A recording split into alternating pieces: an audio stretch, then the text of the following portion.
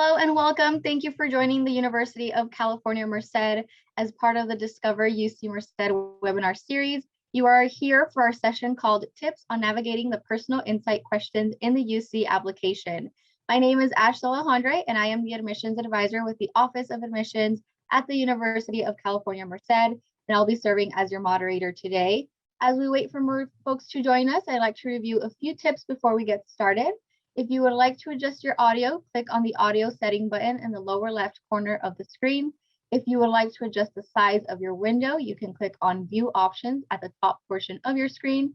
And lastly, we are answering your questions throughout the event, so you can submit any questions that you may have on the personal insight questions throughout the presentation. We do have our staff behind the scenes who are ready to answer any of your questions, and we will also have a live question and answer session at the end of the presentation. You can choose to send your questions using the Q&A button on your screen. Again, today's session will be on tips on navigating the personal insight questions in the UC application. And now I will pass it over to my colleague, Juan Carlos, who will get us started tonight. Good evening, everyone. Thank you for joining us today. It's a great day.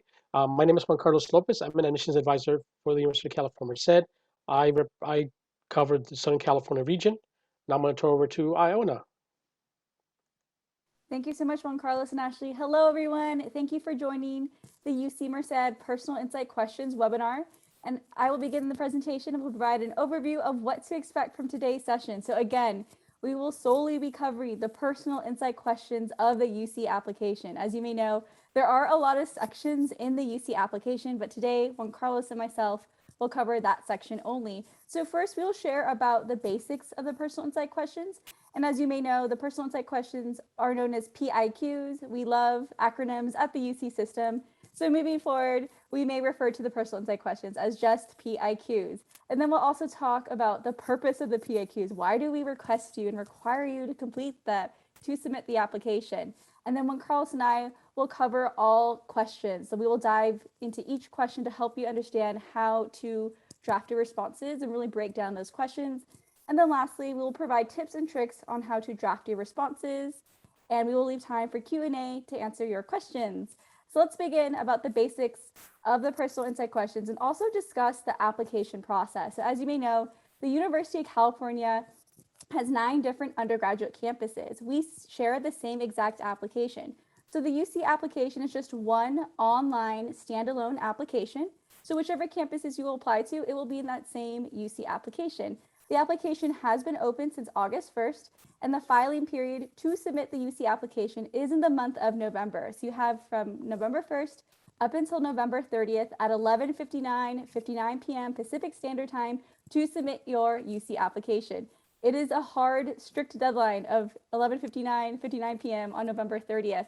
So please do not wait until Thanksgiving break just to start the application. We encourage you to submit it much sooner than that. That way you can enjoy your turkey stress-free. However, it does not matter when you submit it, meaning there is no advantage in your admissions decision if you submit the application sooner rather than mid or later in November. It does not matter when you submit it because the application is a purely self-reported application, meaning you are not attaching transcripts, you're not attaching letters of recommendations or resumes. This is why it's important that everything you're reporting is accurate. You're triple checking everything prior to submitting it, because once you submit the application, you're not able to make many changes. For example, if you wanted to change your response in the PIQs after submitting it, you cannot make those changes in the application. So we encourage you to review everything and submit it when it is the best representation of you. And although there are 9 different campuses you can choose to apply to, there is a $70 fee per campus. So it's $70 for US residents and then $80 for international applicants. However, there is an application waiver available in the application where you can get up to 4 campuses covered for free. You will have to report your household income, so your 2020 household income, and the number of folks that are supported by the income to determine if you're eligible for that fee waiver. All right, now let's talk about the basics of the personal insight questions. So note that there are 8 questions total. So for first year or freshman applicants, there are 8 questions to choose from. You only have to answer 4, no more than 4, no less than 4, and all questions have equal value, meaning there is no advantage if you respond to one question versus another. So this is why we truly encourage you to answer the questions that resonate with you the most. and that really align with you. And for transfer applicants, there is one required question in regards to how you're preparing for your intended major. And then you have 7 questions to choose from to answer 3. So it will be the same for transfer applicants. You will have to answer 4. And there is a 350 word count limit per response. So yes, this is why I encourage you to really review your responses and really condense them. This is why this is not an academic essay. The personal insight questions are just that, short answer responses. And as we encourage you, they all have equal value, so really choose the ones that resonate with you the most. And Juan Carlos and myself will dive into each of those 8 questions. All right, let's talk about the purpose of the PIQs. Why do we require our applicants to submit and respond to the personal insight questions? Well, as I said earlier, this is a purely self-reported application. We do not get to meet you. We do not get to interview you. So we really want to treat your application, your PIQ responses as a written interview. This is the opportunity to really identify your experiences, your success, both academic and non-academic. And this allows you to provide your voice, what makes you unique. Because as a reader, we get an opportunity to look at your academic history, we look at your activities and awards, and the personal insight questions come at the end of the application. And that's intentional. They come at the end to complete the story of who you are. They tie in all those other sections and components of the UC application. It provides a reader a full, complete idea of your story, of your interests, because again, we get a sense of your success, how you performed, your academics, but this allows us to understand how you think, what's unique from your perspective. And the PIQs allow you to provide more depth, more context. It allows you to further highlight your achievements that you may have mentioned in the academic history or in the extracurricular section. It gives you more of the opportunity to further highlight and elaborate, provide more details, but it also gives you the opportunity to share any challenges that you've overcome, any barriers that you may have faced. Because again, we cannot assume anything in the application. We only see it as face value. So it's really in your best interest to provide as much context and detail as possible. And you'll hear the term context a lot in the UC admissions realm because context is key. Again, we don't get to meet you, so you truly want to provide as much information about your experiences throughout your high school time. And know that we are not comparing student to student, meaning we are not comparing your responses to another applicant. The PIQs are purely meant to add value. They're purely there to complement the other sections of the UC application. Your admissions decision is not solely based on your PIQ responses. So your PIQ responses are not a make it or break it in your admissions decision. They're there to add value to complement the other sections. And we're only reviewing you within the context of your environment. What does that mean? We understand that a student in an urban area may have different opportunities than a student in a rural area. So that is why we're only reviewing you within what's been available to you. And now I'll turn it over to Juan Carlos to talk about the required question for a transfer applicant. Good evening, everyone. My name is Juan Carlos once again. I want to explain to you why we have you answer some of these questions. Keep in mind that the whole application of University of California is just that, providing you with a lot of information that from the candidate who's applying to our campuses. And the more information you give us, the better understanding we have of the candidate who has applied to our campus. So for the transfer students, one of the questions that is a must answer is this one. Please describe how you have prepared for your intended major, including your readiness to succeed in your upper division course once you enroll at the university. Now, be mindful again. We want you to think about the courses that you took to prepare yourself for whatever majors you're going to go into, but it's also important to understand how you really got ready for the next level of your education. And the reason why we ask you that is because we want to make sure that you understand as to what kind of the major that you're intending to go into and how that's really developed your understanding of the preparedness for that. And keep in mind that once you do all that, and then we allow you to do other things in regards to explaining or choosing other parts of the PIQs, and that's going to be okay. But reminder that this is a must for all transfer student. You must answer this question because again, this is like the beginning of your next level of your education as a transfer student. So be mindful of that as well. Next slide, please. So we do have these 8 questions. I'm going to start going one by one. Describe an example of your leadership experience in which you have influence over others and resolve disputes or contribute to efforts over time. So one of the things that a lot of times when students do speak on behalf of leadership, they tend to just basically concentrate on the leadership that they've uh, conducted in the high school or in a club or an organization. Keep in mind the leadership goes beyond the four walls of your high school. There might be leadership at home. There might be leadership in your community. So be mindful of those kinds of things when you're answering this question, and that's very essential to you. Again, when looking at these questions, there's no such thing as a right or wrong answer. It's a matter of you, how you answer these questions in what content you put into that information. Again, the more clear you are on answering these questions, the better understanding we have you as an individual who's thinking about applying to our campus. So one of the things that we do stress is that kind of look at the question, and before you answer, think about how that question really affects you or how you see yourself in that question. And also keep in mind that these questions, and believe it or not, these are a good example for you to really brag about your accomplishments. And it's okay to brag about those accomplishments. If your leadership aspect is essential to who you are as an individual, then go for it. And again, it doesn't necessarily have to be constrained to your high school experience. It could be outside of your high school experience, in the community, in home, for example. Let's say, for example, you are the oldest in your family and you are in charge of making sure you pay the bills because your parents might not have the time to do so, or you're in charge of making sure that your brothers and sisters get their homework done. That's a good example of leadership, but you have to kind of dwell yourself into that answer, and only yourself. Do not start going off on your parents on as far as the leadership is concerned. It has to be all about me, or I. The second question: every person has a creative side, and it can be expressed in many ways: problem solving, original and innovative thinking, artistically, to name a few. Describe how you express your creative side. And again, once again, you don't necessarily have to be an artist, have a talent for playing an instrument. It depends on how you see yourself. You could be a person who basically expresses themselves through writing or poetry or whatever it may be. Again, creative side is subjective in regards to how you see yourself as being that creative person. Maybe you're the type of person that likes to put gatherings together, social gatherings together, and you're very creative and setting up your format or gathering people together. Again, it's more about how you put your information in these questions and the content that you make clarity on the answer. And that's what we're looking for. Again, some of these answers does make us laugh, they make us cry, and they make us ponder. But the one thing that they do, and overall, it makes us understand or give us a better indication who the candidate is. Next slide, please.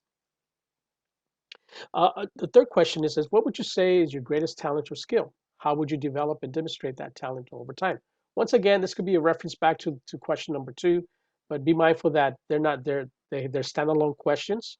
Again, whatever talents you may have, you could be somebody who knows how to do yo-yo tricks. For example, my nephew, for example, who was accepted to a UC a long time ago, graduated already.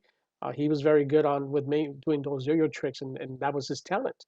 And he would put music in the background. He would create YouTube videos just for that, and he would explain how this basically taught him how to be more open-minded in regards to engineering, because he eventually majored in engineering at one of the UC campuses, and he demonstrated that talent and how that over time helped him with the mechanics of yo-yo trickery. And that's really good. Again, your own talent it's how you explain that talent to us, and it's clear to us how that talent has helped you over time.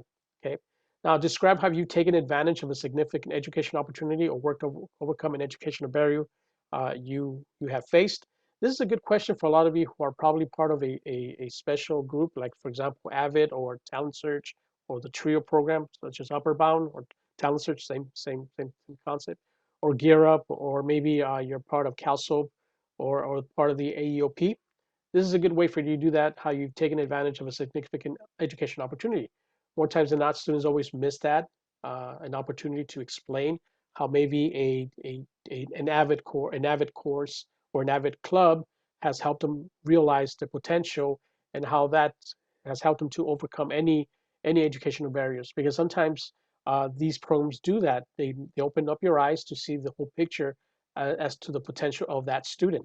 Once again, look at these programs, or maybe not, or maybe look at other things that you've done throughout your community that has helped you open your eyes into the educational opportunities that you have in your community. Again, looking at these questions, again, use them as a way for you to really embrace those questions so that you'll be able to answer these in the way you see them fit to your perspective. Again, not our perspective, but as long as you're clear on your content, you should be good to go. Now I'm going to pass it over to my colleague, Iona. Thank you so much, Juan Carlos, and we appreciate everyone for joining us. And apologies if the audio was a bit low, so we're going to do another mic check. Hopefully you can all hear me. Great. All right. Well, let's begin with the rest of the PIQs. So the fifth PIQ, describe the most significant challenge you have faced and the steps you have taken to overcome this challenge. How has this challenge affected your academic achievement? So first, you must not so much focus on the background, the story of your challenge. You will want to share what your challenge was or is, but you really want to focus on the steps, the results. How did you overcome this challenge? What were the steps that you took to overcome it, or if you're still overcoming it? And most importantly, this is a two-part question. How has this challenge affected your academic achievement? So do not forget to tie in how this challenge affected your academics. Note that if you're sharing a challenge prior to high school or for transfer applicants prior to your college experience, you want to share out why is it still relevant today? How has that challenge impacted you today? So make sure to make those connections and those ties. So again, prompt number 5 is a two-part question. So don't forget to share out how this challenge affected your academic achievement and focus more on the steps taken and the results. Don't focus so much on providing the background and the story. Focus more on how the story has impacted you. And note that the challenge can be either positive or negative. All right, number 6, and note that question number 6 is only available to first-year freshman applicants. Think about an academic subject that inspires you. Describe how you have furthered this interest inside and or outside of the classroom. So you want to share out what this academic subject is and focus more on how it has furthered your interest. How have you furthered your interest? Don't focus more on the theory. Students will be like, oh, the quantum physics. They'll focus on the theory, explaining it, but really focus more on how it has impacted you. How did you further your interest? Did you make an effort to take challenging courses like AP? Did you enroll in more college level type courses? Did you determine that you want to start a club based on robotics, based on physics at your school? So really think of this as show and tell. Provide the course, the academic subject that has inspired you, and then provide us the steps. How have you furthered this? As we said earlier, provide a lot of examples, a lot of details. So again, a lot of show and tell. Really ask yourself, what was available to you? How have you taken advantage of those opportunities? And what did you learn from those opportunities? When you ask yourself those 3 questions as you begin to draft your responses, it will really provide you a framework of what we're looking for. Again, what was available to you? How did you take advantage of it? And what did you learn from it? What were the outcomes and results? Well, how has this impacted you? So again, don't focus so much on the course, the academic subject, but really the results. All right, now we have our last 2 PIQ questions. Number 7, what have you done to make your school or your community a better place? Please note that community is quite subjective. Community can be your circle of friends. It could be your home life, your work life, your church. So we're essentially asking, what issue was there within your school or your community, and how did you go about resolving it? Many students who are a part of community service do volunteer work. This is a great opportunity to share about what was the issue and how did you essentially go about resolving it. So it's very similar to the other prompts where you share out, this is a situation and these are the steps and results that I've taken to make it a better place, and then share out, well, what are the results? If you have any data or facts, for example, maybe if you live near the beach or the coast and there tends to be a lot of trash after a busy holiday weekend, so your club made an effort to pick up trash during the weekday after that big holiday weekend. You can share out, well, this was the issue. Due to the holiday weekend, there's a lot of trash at the beach. So every week after that, my club and I would go out, pick up trash. And because of that, we decreased trash by 30-40%. So again, share out what was the issue and how did you go about resolving it? And be sure to include outcomes and results. So use a lot of specific details and examples. And then lastly, number 8, beyond what has already been shared in your application, what do you believe makes you stand out as a strong candidate for admissions to the University of California? We like to say that number 8 is essentially a free-for-all. If you have an experience, you're unsure where to place it in prompts 1 through 7, we encourage you to place it in number 8. So if you have a unique experience and you're not sure if it has to do with leadership, creativity, or academic subject, but you really want the readers to know about this experience, then utilize number 8. Again, number 8 is meant to be a free-for-all, and know that the PIQs, they're again here to add value. They're here to complement the application. If you feel that you didn't do well, it's just called a missed opportunity. We're not trying to find ways to deny you. We're trying to find ways to admit you. We're trying to find ways to say yes. That is why we're called admissions officers, not rejection officers. So now we'll cover some useful tips and tricks as you begin to draft your responses. So as Juan Carlos and I shared, the PIQs are here as an opportunity for you to provide context, for you to provide additional information we cannot find anywhere else in the application. This is also an area for you to further highlight some areas that you may have mentioned. For example, if I see you're doing really well in your academic history and all of a sudden you have D's and F's, I want to know why. I'll make a mental note of that as I'm reading your application, but I cannot assume what was going on. You have to tell us. You can do so in the personal insight questions, also in the additional comments. And we encourage you to use your own natural voice when writing. As we said earlier, treat this as an interview style. Write your responses as if I'm speaking across the table from you, as if I'm asking you these questions. And know that we're purely reviewing for content. Like we said, we truly want to know more about you. So we're just looking for more content and context. We're not reviewing your PIQs based on grammar or writing style or writing structure. So for those of you who love poetry, this is not it. This is not an academic essay. This is just a short answer response. What do I mean by this? Well, I'll give you an example. So say you're looking to answer question number 2, which is the creativity question. As in when I say, think of me as an interviewer sitting across the table from you. If I ask you question number 2, describe how you express your creative side, how would you respond? You wouldn't respond with boom, boom, boom. I'm running through the halls. My heart is pumping. Sweat dripping down my face. I run into the band room. I pick up the cello. We don't need to be the moment with you. You want to respond literally as if we're in a conversation. You would respond like, I express my creative side through singing. I am part of my school's band and I've been recognized for all the solos I've done. So again, you just want to be very straightforward, direct to the point, include a lot of I and my statements. This is about you. We're here to admit you. Students like to focus on how inspirational their grandma is or how much they love their dog. We're not here to admit your dog or your grandma. We're here to admit you. So please keep yourself at the center of the narrative. And again, use a lot of details and specific examples. We cannot assume anything. So you don't want to be vague. You want to include those concrete details. And note that there is no perfect or best response. Many applicants will think that they'll write what they think the readers want to hear. Again, we truly just want to know more about you and your experiences. And this is the area we will learn that because again, we don't get to meet you. And we encourage you to avoid repetition, meaning try not to use the same experiences for all 4 responses, as you do want to get a well-rounded idea of who you are. And lastly, be authentic. This is the opportunity for you to really highlight how amazing you are. As Juan Carlos mentioned, you want to brag. I know many of us come from humble backgrounds, but again, we do not get to meet you. So you truly want to boast about what you've accomplished, but also any challenges that you've overcome.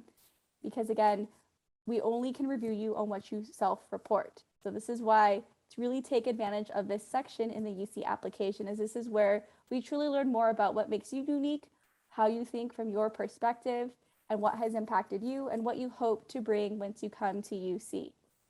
And now Juan Carlos will share more about things to avoid as you draft your PIQ responses. Good job, Iona.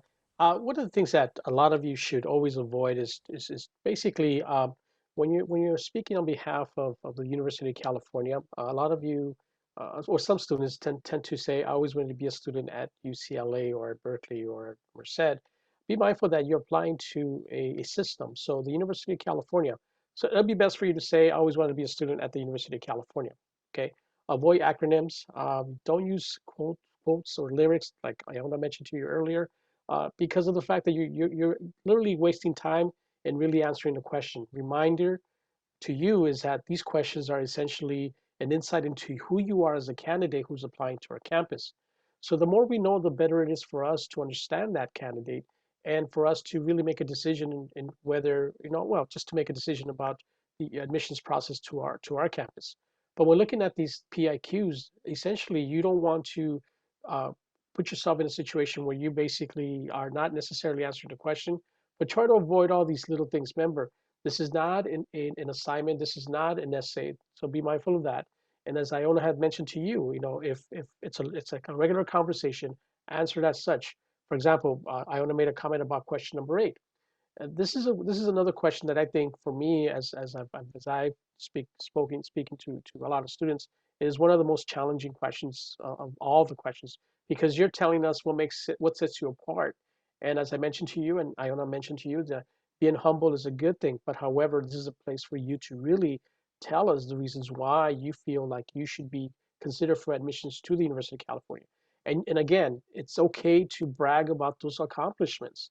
So be worried about that. We're not looking for you to have to use. We're not looking for you just to have to use big words. So therefore, the thesaurus or big SAT or SAT words are not essentially that important. What it is important is the content that you put into the answer that you have, whatever question you have chosen. Okay.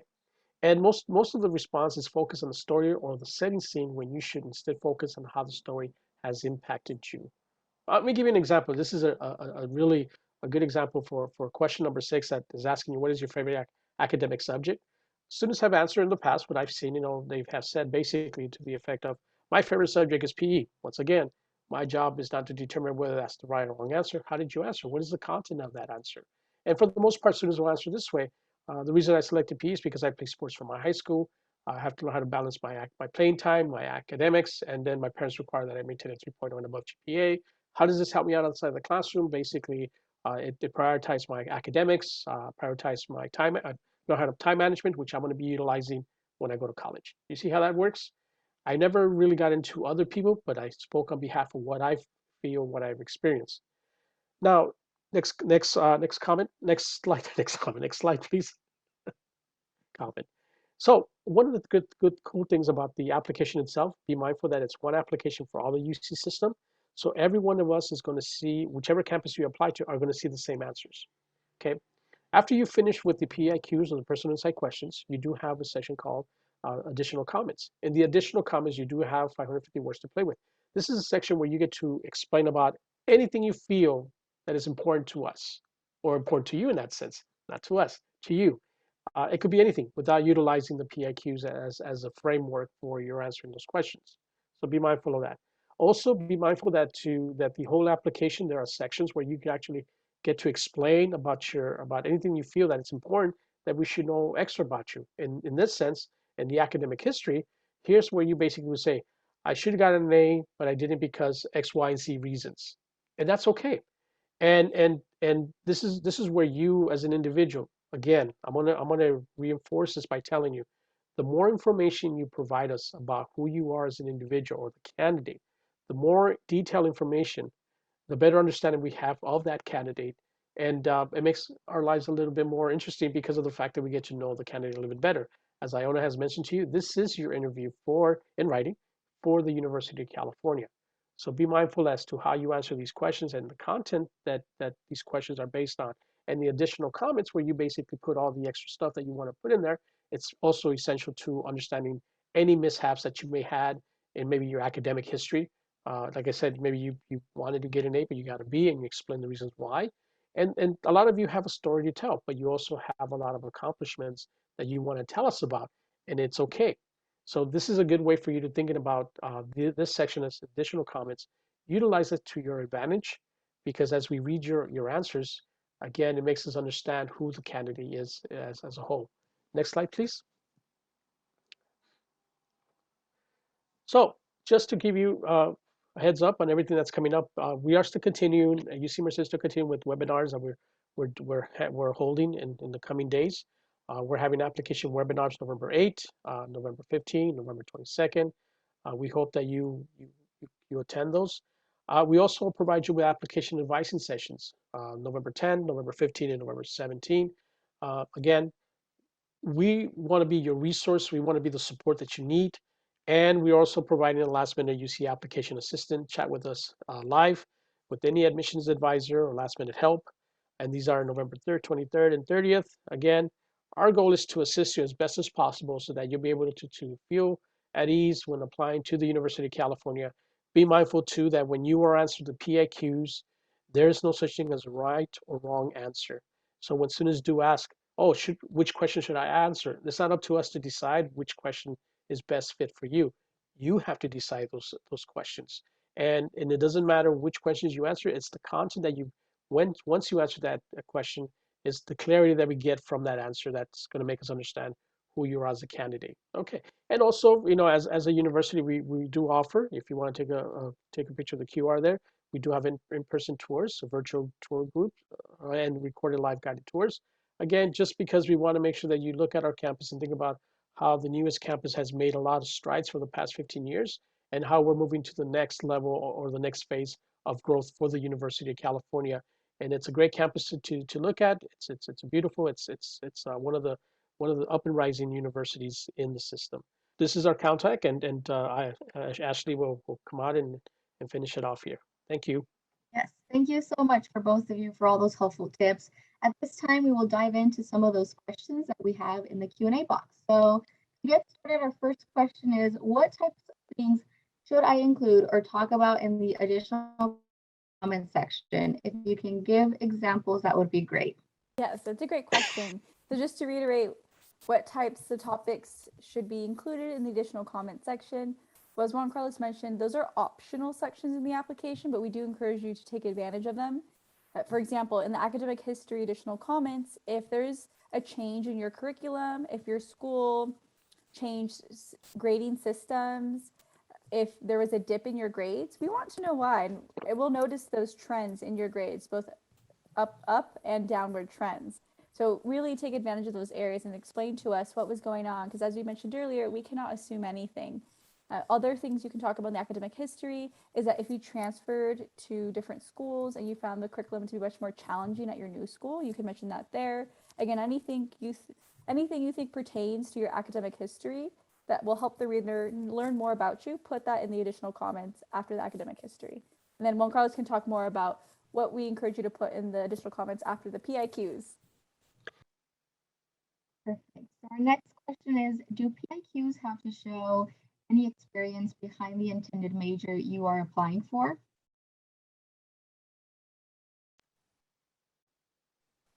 Not necessarily. That's a great question. Many students are always curious or anxious if they don't talk about their intended major. Will that look bad? Again, the PIQs are just purely here to add value. That is it. They're just there to complement the other sections. And if you have experiences related to your intended major, that is definitely great to talk about. But we understand that many of you may be going as undeclared. You're still exploring. You may not have that major set. So that's totally fine, and that will not hurt you during this process. And feel free to chime in if you'd like, Juan Carlos, because I know you had muted yourself. You're right. You're right in that aspect. You're correct. Okay, next question. As a non-traditional student, what time frame would be best for my achievements? I have been out of high school for 10 years. Well, first of all, you've been out of high school 10 years and you're coming back to the university life. Congratulations, first of all. You got to explain to us as to what has happened in the past 10 years. Whatever happened in high school has been 10 years, and that's going to be reflecting on the questions that you pick up.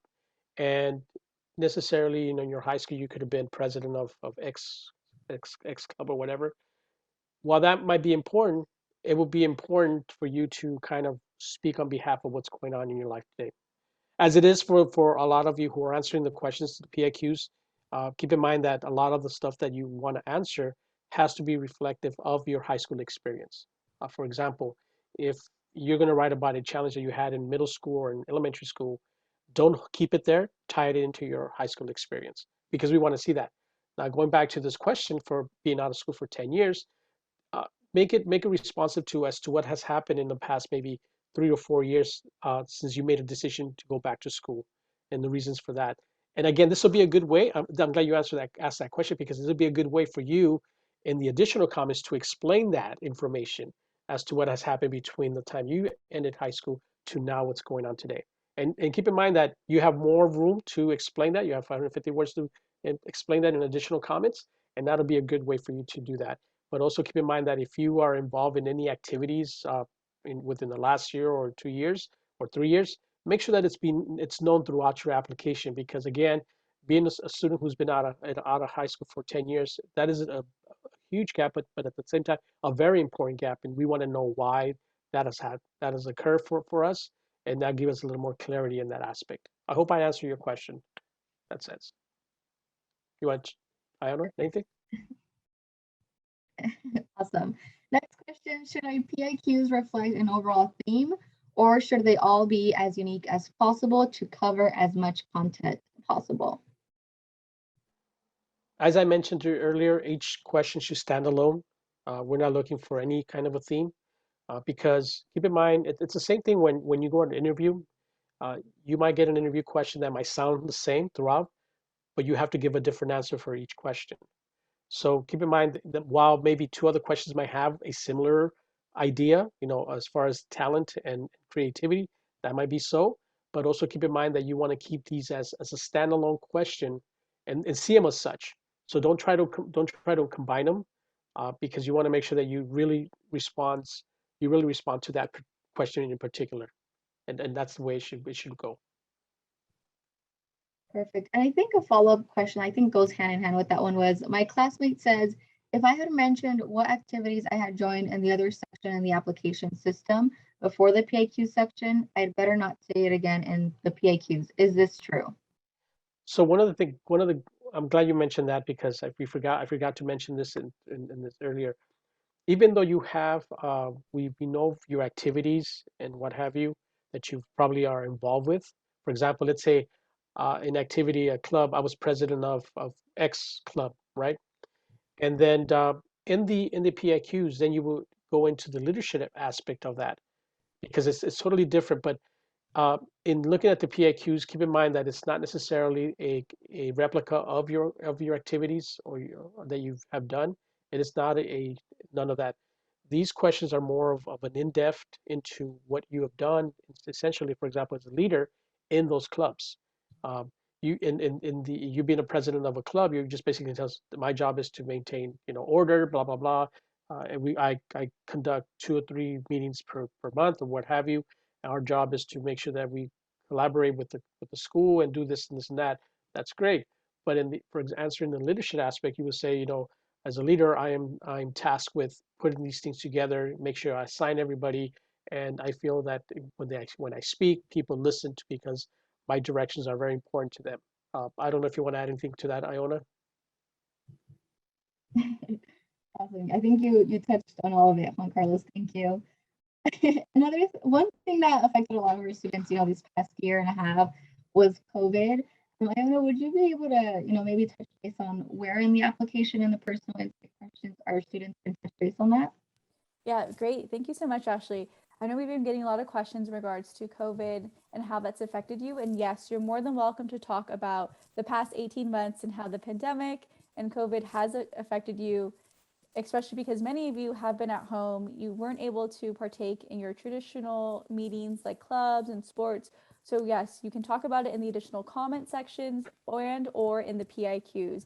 Because again, if you found that your academics were affected by COVID because maybe it was challenging for you to transition to the online learning environment, and we see that dip in your grades, you have to tell us why. We cannot assume it was due to COVID and that transition. So you can do so in the additional comments and in the PIQs, especially because everyone's families were all in the same house, right? Maybe you only had one computer, and that was difficult because many of you had to share one computer, a laptop to do your homework, to study. Tell us that. Or maybe you didn't have stable internet, so you had to go to the local Starbucks and park in the parking lot to use their free internet. Whatever you think will help the reader learn more about you, to really understand you and those challenges that you faced and have overcome, talk about it throughout the application. Because again, you really want to take advantage of those sections since we don't get to meet you, unfortunately. Perfect, thank you. For our next question, is there a service in which we can submit our PIQ answers and have them reviewed and returned with notes on what we can improve? That's a great question. So we actually are offering 3 upcoming advising sessions. So let me share my screen with those sessions. So they're on November 10th, 15th, and 17th. They are drop-in advising sessions where you get to meet with us, and we'll have one-on-one breakout rooms. So there'll be a larger group setting just like this where you can ask your questions, or you can request to be put into a breakout room where our readers, our admissions staff have opportunity to review your PIQs. So yes, there is that service available to you. I'll leave this page up for you to take note of those dates and times. And we'll also put the link in the chat for you to learn more and register for those events. Keep in mind, though, that there is a registration limit because it is in a Zoom meeting. Thank you. Our next question is, do you have any suggestions for military veterans, specifically on awards and educational programs? Some of them do not translate very well. How familiar with military awards and educational programs are the people reading these PIQs?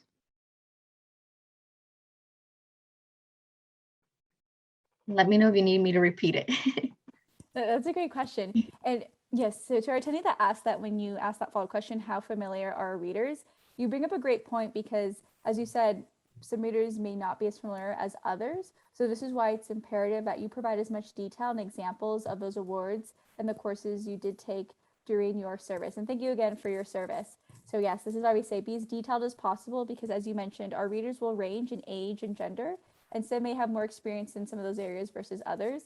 So it's really in your best, put your best foot forward and put as much detail as possible. So a reader, again, can understand and really get the full scope and framework of what those awards you received were. Perfect. So for our next one, I always thought that a community was literally a community. So does that mean that I can talk about a closed circle or school or club or any other programs? That is correct. Again, keep in mind that when you answer that question, it's essentially how you see yourself in that question. Again, our job is not necessarily to say, "Oh, you answered the wrong question." No, our job is to say, "What's the content of that answer?" And again, give us clarity and understanding, your role or whatever it is that you're doing with this community. That's essentially to us, and make us understand how important it is to you. Perfect. Would tutoring be considered a community service? It depends on tutoring in what sense. Again, it is again for us. It's not necessarily the wrong or right answer, but a tutoring in how involved you are in that, and the clear or the content in answering this question is very important to us. As I gave you that example about your favorite academic subject, it goes either way. As long as you answer the question in the way you feel, you have given us an answer that you feel comfortable with, and that's okay. For our next question, do you want our voice in the writing or should we be more straightforward and summarize? Great question. Yes, so I would like to say both, right? We want to know your voice, and what we mean by that is your authentic vernacular. Students always feel pressure that they need to sound super eloquent and they need to have a thesaurus next to them. But again, we're not looking for grammar, writing style. So use your own authentic voice. This is why we say treat this as a written interview. But of course, omit slang because we may not know what that is. As I said earlier, our readers will range in age and gender. So omit the slang. And yes, we do encourage you to also be straightforward because there is that word limit to 350, which is why you don't have time to spend so much of your word count setting the scene, providing background. Students will be like, oh, it was a fall morning. The leaves were turning gold. I woke up and I knew I wanted to be a UC Merced Bobcat. I picked up my cello and I played. Like, just kind of omit that story. You can share a little bit background, but again, focus more on the impact that story has had on you. So this is why we say be very straightforward and summarize. You want to include details. You want to be very specific. So again, sometimes summaries can be kind of a quick overview, can be sometimes vague. So again, both use your own authentic voice, but also be very straight to the point and use direct, concise, concrete examples. Perfect. For our next question, should I be writing about activities I plan on doing later this year? For example, like shadowing or clubs. Oh, or should I keep it closed off to the stuff I've already done before turning in the application? You should keep it to the stuff that you already done. I mean, granted, you will be doing something that's planned. Sometimes that doesn't work out well. I mean, that doesn't work at all. I can't say well. It does. We don't know whether that's going to work at all. So just stay within what you've done or what you're currently doing, because that's going to be okay. Because if you start talking about something you're going to be doing in the future, and if it doesn't really happen, then we really don't want you to be in that situation, because then you might have to say, oh, listen, I didn't do this. It goes to say with a lot of students who say, I'm planning to take X class, and then uh, they decided they're not going to take it, and that's okay. But it's better for you to stay on task by speaking on behalf of what you're doing currently or you've done in the past. Perfect. Let's see, we have this question. If I'm transferring via a transfer agreement from a 2-year college, am I still required to do the PIQs? Yes. Be mindful that if you are applying to more than one campus, uh, the, the application itself is set up that all the application must be completed, including the PIQs must be answered. Uh, yes. So the answer is yes. Perfect. Another question we have is for the required question, when it's asking, how are we preparing for the majors? Is this to be answered by just saying what classes we're taking at school, or add in extracurricular or research or things that we are also doing? Yes, all the above. So it's not just the courses you've taken to prepare you, but yes, if you have other experiences such as an internship, shadowing your faculty or professor, work experience, even club experience, talk about that. Yes, anything you think that is related, has connection and ties to your intended major, share out about that. For example, if you're looking to study political science and you're involved in campaigns or student government, that's experience related towards your major and how you can prepare for your upper division courses. Another question is, can I write about AP classes in the Educational Opportunity PIQ? You can. Again, you're not restrained from from uh, or restrained from or restricted from speaking on behalf of anything you feel that's important for us to know. Again, going back to the content, and again, as Iona mentioned it earlier, content is very important when answering these questions, and how clear you are in your answer for us to understand how you see the question to your advantage. That's a good one. To your advantage. That's a good one for you to start thinking about when answering these questions. Perfect. Do all the UCs look for the same things in PIQs? That's a great question. So, as we mentioned earlier, the PIQs are there just to add value, right? We're truly wanting to learn more about you and find ways to admit you. And this is just added value, right? It's meant to complement the other sections. So, all campuses will review it and use that in our review. And this is why we say take advantage of providing concrete details. Again, it's only there to add value. It's not a make it or break it your admissions decision, nor will your decision be purely based on how you responded or what your experiences are. It's just there to complement the other sections. And feel free, Marcos, if you want to chime in. No, you got it. You're right, Matt. Perfect. For question number 4 on the PIQ, can I write about an internship of an engineering company which I want to major in?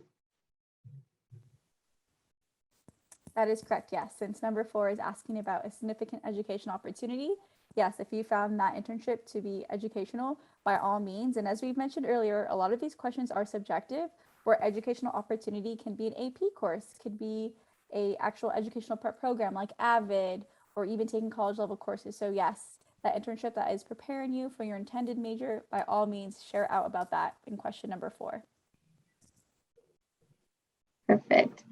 Can I write about things that I'm still learning to do? Like throughout my high school journey, I only started to improve my social skills and art skills senior year. Although I am not good at either, I would like to know if it is still worth writing about since they mean something to me. As I mentioned to you earlier, that it'll be best to keep it to the present, what you currently are doing or what you've done. Once again, because we don't know what the outcome would be for that particular question.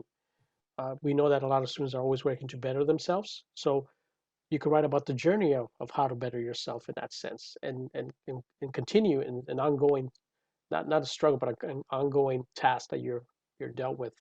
This way, you basically are writing about your past and your present, and it's a continued journey in that sense. If you're looking to do that, again, it's a matter of you staying within the framework of your high school experience, and writing and make us understand what you have done, and what you are currently doing, or not necessarily what you're going to do, because we don't know whether that's going to come to fruition.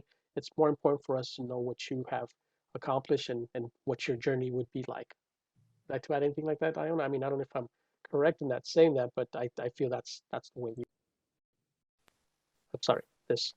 No, yeah, you're right. It's really just if you found that you're developing it too, you can mention, how you're working to develop it as well, as we know that a lot of things are ongoing. They're always evolving. So yes, as long as, you're really answering the question, the prompt, by all means. But focus again more on the outcomes, the steps that you're taking to develop. Awesome. And we touched base on this a little bit already, but in the PIQ, should I focus on writing about extracurriculars and specific events only? Is it a good idea to use question 8 to talk more about my personality? If you feel like your personality is unique to you, and then let it be known through your answer. Give us that answer to us, because we want to see the uniqueness. Again, uh, like Iona mentioned to you earlier, the question number 8's pretty much a free for all, and this is where you really get to express. And I think question number 8 is one of the toughest ones to answer, because you really get to have to dig in, and really speak on behalf of yourself, and really brag about your acclimates. So whatever uniqueness you may bring to the table, go ahead and add it, but make sure that the content is there and clarity is there, so we have a better understanding who that candidate is.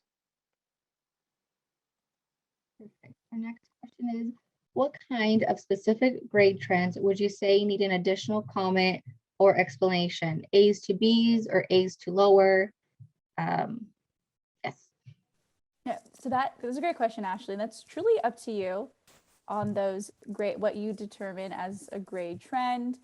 If you find that, again, you're doing really well, you have a lot of A's, but if you feel so compelled to share out about that one B, that again, it's truly up to you. Like we said, it's just here to add value, allows the reader to really understand you. So again, up to you. All right. So another question about question number 4.